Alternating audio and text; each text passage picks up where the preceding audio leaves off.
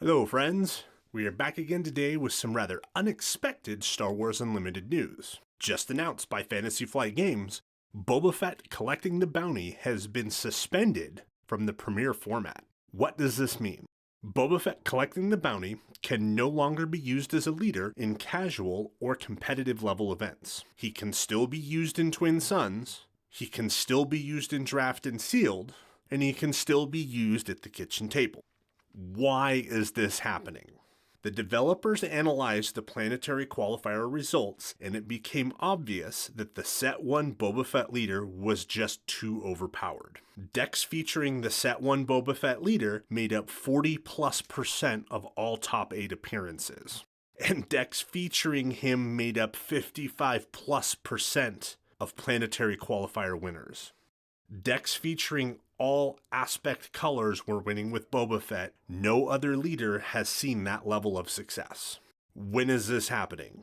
Starting this Friday, November 8th, to coincide with the release of Set 3, Boba Fett will be suspended for all Premiere play.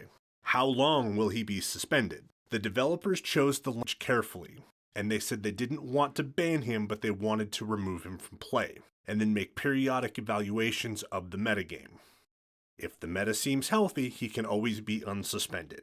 They said they will evaluate the meta once per set, probably right before the planetary qualifier season starts. Additional info. The developers said that the idea of errataing or restricting the use of Boba Fett with other cards would just create a messy situation, where the burden would be on the player to know how Boba Fett can be played or what the new card text would actually read as. I think I agree with them, and a suspension is the cleanest way to handle the situation. They admit they made a mistake, and they pushed the stat lines on Boba Fett too hard. I think you have to have these situations in card games. People want to play with powerful cards. And I think this quote from Mark Rosewater accurately describes how game developers should treat their games. Quote, "I truly believe if nothing else ever gets banned, we aren't doing our job properly. We're supposed to come up to the line, which occasionally means we step over it, and is where exactly that line is changes based on so many conditions." Notes on the future.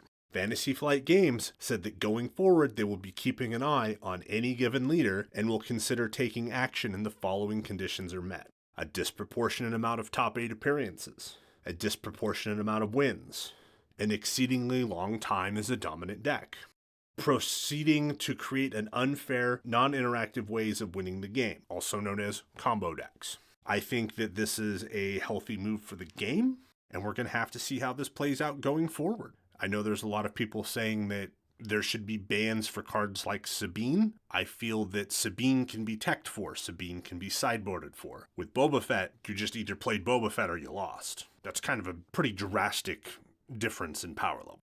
Tell us what you think. Leave us a like and a subscribe. Leave us a comment. Let us know how you feel about this ban. Thanks. Have a good one.